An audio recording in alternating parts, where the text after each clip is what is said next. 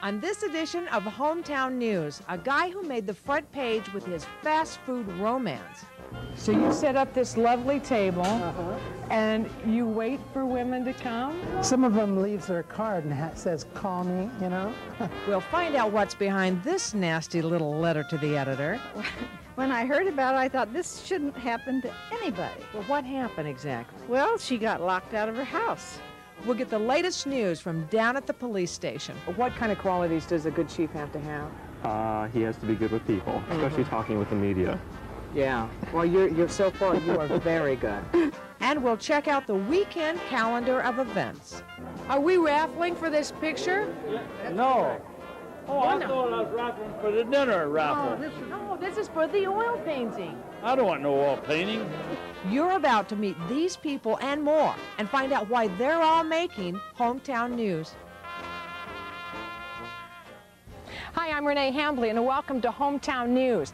This time we're in Hemet, California. It's about, 2 hours east of Los Angeles, out in the desert. It gets very hot here. The hometown newspaper is the Hemet News. So what kind of people make news in a town like Hemet?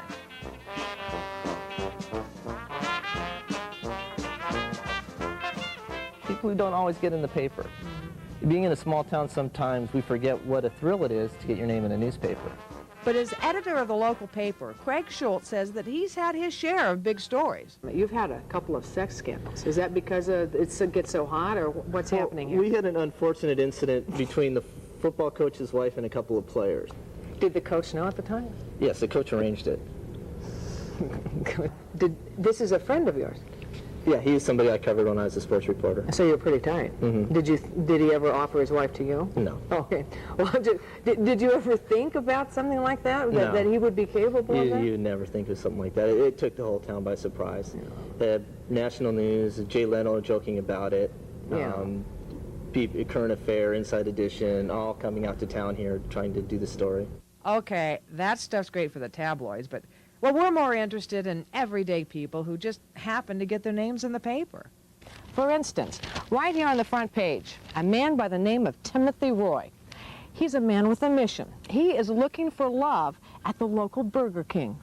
Timothy. Well, hello there. How are you? You're a very cute man. Thanks a lot for coming by. Well, thank you. I read all about you here in the paper. And can you show me what you do? Yeah, I'll give you an idea. Sure. And you're looking for love, are you, Timothy? Well, sure. Aren't we yes. all? So you set up this lovely table, and you wait for women to come? If they see this, me here, and they see the nameplate that says the Jolly Singles, then automatically they come over and introduce themselves. I see. So how many women have you actually met through this? 7. 7. 7 That's ladies. Yeah. Some of them leaves their card and says, call me, And do you? I did. I called a few, and we have some dates to go to the movies. We have some dates to go fishing. This one lady likes to go fishing. You are a very thoughtful man. Thank you. I don't know why women just aren't beating a path to your door. Well, this is the deal. I'm overweight, and the club has specifications for people who are overweight. I want somebody that I can relate to, and somebody that is the same type that I am. And so it's easier for you to get involved in this kind of club if you're at least 1 pound overweight. I worry about you, just to get a little serious here, if maybe you're not selling yourself short. I mean, you are a very handsome man. Look at how thoughtful you are. And I worry that maybe you just think you can't, not that there's anything wrong with overweight women, but I think you're setting your sights just a little too broad. Well, this is basically a stepping stone to get me where I want to be. Where do you want to be? If I meet somebody that I really, really like, and we really get along very well, then I'll just pass the torch on to someone else. And if they want to continue with the club, let them. But right now, this is just a stepping stone to meet people that I like. So how many men are in the club? Actually, since the club started a couple weeks ago, no men has called. So you're the only I'm man the only person. with all the women. For eight women have showed up. This is some club. I like this club. Yeah, the odds are there. Certainly in your favor. Right. What's the best, all the women I'm sure are nice, but what's the most wonderful experience that you can think of since you started the club? Well, I get to eat for free when Burger King pays for once your in a while Whopper. they give me a just to break the ice. So that's one good thing. This is good too.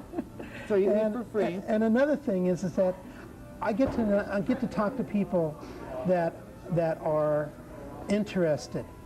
You know, like it's been really a joy to come here because the manager and all the people here are really politeful, and this is nice. This is good. They don't think you're crazy? No. Well, it's okay to be. It's okay to be. A nut in a way. Yeah. As long as you're screwed onto the right bolt. Oh, But I some of like those that. some of those nuts are rolling around loose. You know, you got to watch out for them. But That is very good. it's okay to be a nut as long as you're screwed on to the right bolt. To the right bowl. Right. May I have that? May I use that? Sure. Thank you. What a gift. Lunch and a good sing. Yeah.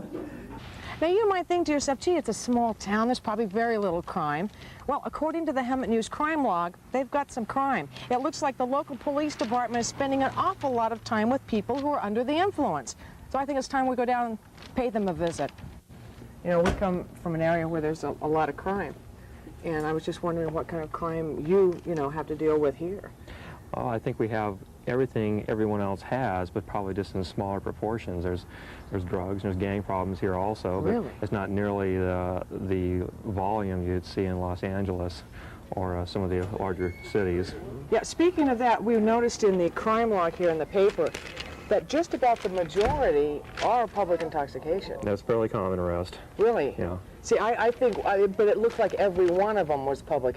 Does Hemet have a problem maybe with alcohol or drugs? I wouldn't say it was a problem. No, you probably just picked up a newspaper that particular day there were more of those in there. Equipment, how are you doing on equipment? Great. As you can see, this is my car we're sitting next to. It's a You have brand your new- own car? My own car. Wow. It's a brand new car, and they just bought these cars last year, so each officer has his own vehicle. This one only has about 4,500 miles on it.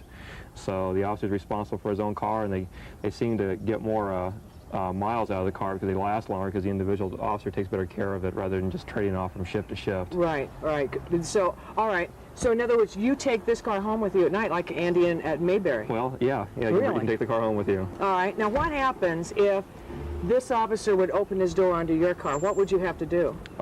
Where he would put a dent in my car? Put a dent in your car, sure. Well, hopefully he'd report it and let me know, and then we would just take it down and get it fixed. Oh, okay. You wouldn't arrest him or anything? No, Oh, not okay. that. You wouldn't have to shoot him or something? No, not at all. See, sometimes when that happens to me, I want to shoot someone. You might feel that way. Yeah, but see, you're carrying a gun and I'm not. Of course. That's probably why.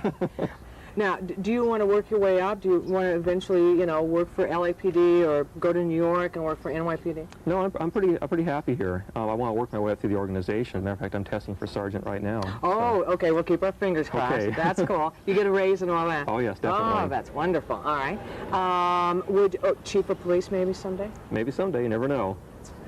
You'd make a good chief. What kind of qualities does a good chief have to have? He has to be good with people, especially talking with the media. Yeah. Well, you're so far, you are very good. I think you're chief material. Through the Boy Scouts now, you've chosen to get involved with the police department. Was this your choice? Yeah. Okay. All right. Well, how long have you been with the police department? 11 months. Almost a year. Yeah, All in right, now- July, it will be a year.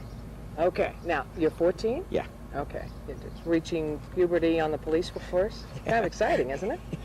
Yeah. What was your favorite call so far? When we had that pursuit one Friday night. Yeah. And when the officers got hurt, though. But That was your favorite? That the officer got hurt? no. No, The it was just pursuit. Yeah, the pursuit. what is the most important part about being a policeman? To fight crime and to help citizens. All right. And then maybe someday chief of police? Yeah. You're going to come back here to do it? Yeah. You know whose position you're going to have to usurp, don't you? Yeah. Officer Koski. Yeah. Yeah. Okay. You think you can handle that? Yeah. Oh, this is my favorite. Every hometown paper has a calendar of events. The Hemet News has a What's Happening column. Let's see. Ooh, local rock hound is going to present a slideshow of his rocks. I think we'll pass. But this does sound interesting. It's the annual birthday party for the survivors of Pearl Harbor. It's down at the Anchor Restaurant. I think we should go down and salute our veterans. Did you guys all call each other this morning and say, hey, let's go with the Hawaiian shirts? No. This This is our on standard purpose. uniform. Oh, I see. So this is the uniform White. now. White trousers, white shoes, and a And a Hawaiian shirt. Hawaiian shirt. You look very good. Yeah, thank you. Now, you're a survivor, obviously. Oh, yeah. How long were you over? How long were you in the service? 20 years. 20 years. Yeah. And do you remember Pearl Harbor Day? Oh, definitely. Tell me what that was like. Well, I don't know. It was just scary. Didn't know what was going on, really, and went to battle stations and watched what was happening. I had talked to some of the other women, and we had a theory that this whole Pearl Harbor thing probably would have been different had the women been in charge. What do you think? I won't say. No. No comment. All right, now just picture me in charge of the whole thing. What do you think? Are we raffling for this picture here? Are we raffling for this picture? No. Oh, I thought I was raffling for the dinner raffle. No, this is for the oil painting. I don't want no oil painting. Bill, What? you're still cranky after all these years. You get to be on TV and everything, buy a ticket. It's a good thing I came along and cleared up this confusion, don't you think? I thought I was mad. Dude, come on, don't be so cheap. Let's buy I'm a not couple cheap. of I don't want no picture. Now, we're starting a fight here. Let's remember Pearl Harbor. We did that once before now. Frederick, how are you? Years ago, TV used to cover us on Veterans Day. And it was about the sorriest thing I've ever seen in my life. Well, let's not bring us down, okay, Frederick? Let's just think happy thoughts, shall I we? have to be honest with myself. Well, I know you do, but you don't have to be honest with me now, do you? Now, most of the guys are wearing their Hawaiian shirts. I understand that is the costume of the day. But you went that extra mile. You accessorized. What are these? Kukui nuts. Kukui nuts. And a kukui nut would be... Well, they grow in the trees. What they do, they drill a hole through them and bury them in the ground and let the termites eat the insides out. Don't you take a chance that the termites are going to come crawling out onto you, or they No, won't? they're all gone. Because Okay. once they're all eaten out and stuff like that, well, they leave and go to another batch. You know, you look too young to have been in Pearl Harbor. No, you do, and you still have the haircut. Have you always had your haircut like that? Always, since 1941. This is your wife? We just had 50 years. Oh, congratulations. Can't you get him to get another kind of haircut since 1941? Yeah, right. You just keep I doubt that very much. He's had that many, many, many years. Very good. Thank you for talking to us. 50 years. 50 years Mazel Tov. That's Jewish talk. And we stay young by being active. How active? Real active. Yeah, real active? Right. Now, don't think the good people of Hemet don't have problems. Apparently, they do. Right here in the Hemet News letters to the editor column, one Betty Glaw writes that locksmiths won't come out after dark. She writes her friend, who is a widow, recently locked herself out of the house, and she called everyone in the phone book, every locksmith, including the ones who say they have 24-hour service. Well, I think that's awful. I think we should go see her and see how it all turned out. When I heard about it, I thought this shouldn't happen to anybody. Well, what happened exactly? Well, she got locked out of her house. You got locked out of your own house. Yes. Where were the keys? They were inside the door instead of on the outside of the door. We know better now. Uh-huh. Okay, all right. But you had problems that shouldn't have happened. Yes, I went to the Yellow Pages, to a friend's house, and looked at the Yellow Pages, called every locksmith in the Yellow Pages in the Hemet area, and received either no answer or they refused to come out. Some said, one of them said he lived over in Homeland, he just gotten home, he wasn't coming back. Another one says, well, our technician doesn't do lockouts. And they called the police department. They couldn't help me, says, call the sheriff. I called the sheriff, they says, we can't help you, call the fire department.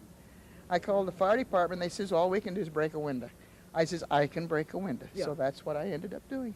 But you got a call afterwards, right? I got a call. Uh-huh. I got a call from this man who said that he read that thing in the paper, so it does pay to put things in the paper. I mean, I had and, called him, yeah. but he didn't answer.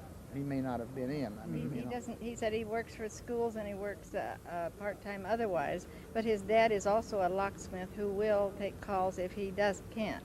And so he gave me his home phone number and his father's phone number at home.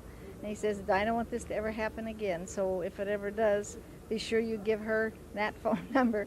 So I'm giving it to all my friends. That's what's his name, by the way? It's Bill's Locksmith. Bill's Locksmith. All right.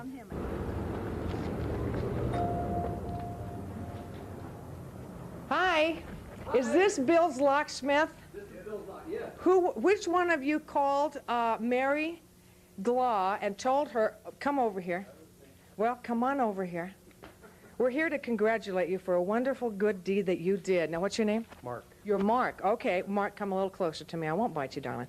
I understand that you read this editorial about the locksmiths not helping the little old lady who was locked out of her house, and you said, let me give you my home phone number in case she ever gets locked out again. Yeah, she left her name there, so I just looked her up in the phone book and called her. Now, why did you think that you needed to do that? Well, because she was kind of slamming locksmiths, and we're not really bad people. So I told her, I said, if I could help you, fine. What a nice man you are. Hey, I'm a heck of a guy. And the lesson I think that we've learned here, Make sure you've got your keys with you when you go out the door. That's the first thing I learned. and have you learned something from it? I don't know, but all I know is that it does pay to advertise. I mean, if I have a gripe, I'm always writing to the paper and they kid me about it, but I swear it works because there's people, this locksmith didn't know about this situation, but now all my friends are going to know he's a good locksmith. I do have something to tell you, and I hate to be the one that tells you this, but Mary was so impressed with you that she's been giving out your home phone number to the entire city of Hemet. I'm having my phone changed. Well, the Hemet News says it's going to be sunny today with highs in the hundreds. They certainly were accurate about that. Oh, and don't forget to look at the little tiny ads. You might miss something very important, like, well, this country produce market, where the people are much more interesting than the produce. I notice you don't have any oranges. We don't have any oranges right now. Wow. Now, I brought one from L.A. Look at the size of this, Larry. Well, we had bigger ones than that before. You're kidding. No. All right, now guess how much this cost? I don't know. A pound. I don't know. Probably 90 cents a pound, maybe. $2.59 a pound. Oh, well, I don't know. Now, we don't sell ours that way. No. How much would a bigger orange have cost me? I don't know. No, here. I don't know. We sell ours like 49 cents, 50 cents a pound. And would you pay $2.59 for an orange? No, I wouldn't. Is it good enough? I mean, it's good, but $2.59 a pound, is it good? No, not for $2.59. Not very good, you know. I saw somebody coming. Me. The smallest potato I ever saw. You know, in Los Angeles, you could sell these for very big bucks to the gourmet restaurants. Well, they use these like cream peas and in your green beans and stuff. You put the potatoes in with the green beans? Well, yeah, see, there's some that's bigger, but... Why would you do that? Well, they always do that. Peas and green beans? Sure. Not peas and green beans together. Oh. I mean, you cook peas, you put new potatoes in with them. You cook green beans, you put new potatoes and bacon in with them. Now, when you put them on your plate, do they go side by side? No, they're together. They're together? Sure. You cook them together, why not eat them together? I guess it all goes to the same place, right? Well, they're all mixed together. You put the beans and potatoes over together. You never eat green beans and potatoes or cream peas and potatoes? No. And you're from Kansas? Well. Sophia, is that you? No. This was. Do you want to talk privately? This was the split. This was in between our split. And how long was the split? 8 years. Oh, 8 years. All right. I guess that's enough to get a tattoo. But that's now let's see this there. arm. Where? Oh, that's her. Don't you think we ought to be taking off, Sophia? Yeah. Oh no, I like that name. We might have a little girl one day, and I'll name her Sophia. You would name your child after the woman that he was with in your breakup and is tattooed on his arm? Oh yeah. I don't like asparagus, don't like broccoli, don't like cauliflower. About anything else I eat. Yeah, that's pretty much I don't like those either. Those Brussels sprouts. Asparagus? No, Brussels sprouts. You know the little cabbage heads? Yeah, well, they're good. No, they're not. Well, they're good if you eat cabbage. What's the difference? What does your tattoo say? Alice. Let me see it. Alice. Now, who's Alice? I have no idea. Why did you have Alice put on your arm? Because it was worth $50. He was supposed to get one, and I was supposed to tell him the name, and he was supposed to put the name on mine. Well, he didn't get his. And what happened to, what's his name? Well, he paid $50 plus the tattoo. I see. What's his name? I don't know. That was 40-some years ago. I forgot. Yeah. So you carried around Alice on your arm on a bet, and you can't even remember the man's name. No. See this? Yeah. Okay. Oh, and tomorrow's our anniversary. Oh, happy anniversary. 89. Okay. Okay. See that? Yeah. And this? And that would be, oh, Louie down on the ankle. Okay. Oh. We got that done on our honeymoon. That, how romantic. And I have this. Oh, yeah. That's very We nice. had that. I had this done in Hawaii. I used to live in Hawaii. Any more? Yeah, I have a rose. A rose, sure. Anything else? Anything pierced? That's it. Okay, all right. All right. Well, you never know. How romantic to get a tattoo on your ankle on your, just have someone. When I think romance, I think of sticking needles in me. I don't know, call me silly, huh? So I'm looking at one of your recent columns here, and this was your rant column. I love this. One of the things you wanted to rant about was the fact that no one wanted to drive all the way out to Hemet to visit you, yet they expected you to drive to them, which, call me silly, is the same distance, right? We got a lot of feedback, especially in the office and people who live in Hemet, feeling the same way. How it just drives us crazy how people don't want to come out here. They don't. The freeway does go two ways, but my folks live in the San Fernando Valley. We go out every month or so. I think they've been to Hemet 3 or 4 times in the 10 years I've been here. And so I was like, well, it's so far. You come and see us. I think they think because we live so far away, we're used to driving. Yeah. So a 2-hour drive, and we are a bit, because we have about an hour drive to go anywhere. Oh. And one of the things that my wife and I say that we don't like about Hemet is you have to drive half an hour just to start your drive. Oh, because everything's there's so no spread out. freeway and there's no freeways, yeah. Okay, so your message to people who have relatives or friends in Hemet? Come to Hemet, it's not that far. We like to think that you can judge a community by the newspaper that it publishes. Hemet, California has a great newspaper and great people. We're going to go back on the road now in search of more hometown news. I'm Renee Hambley, and thank you very much for watching.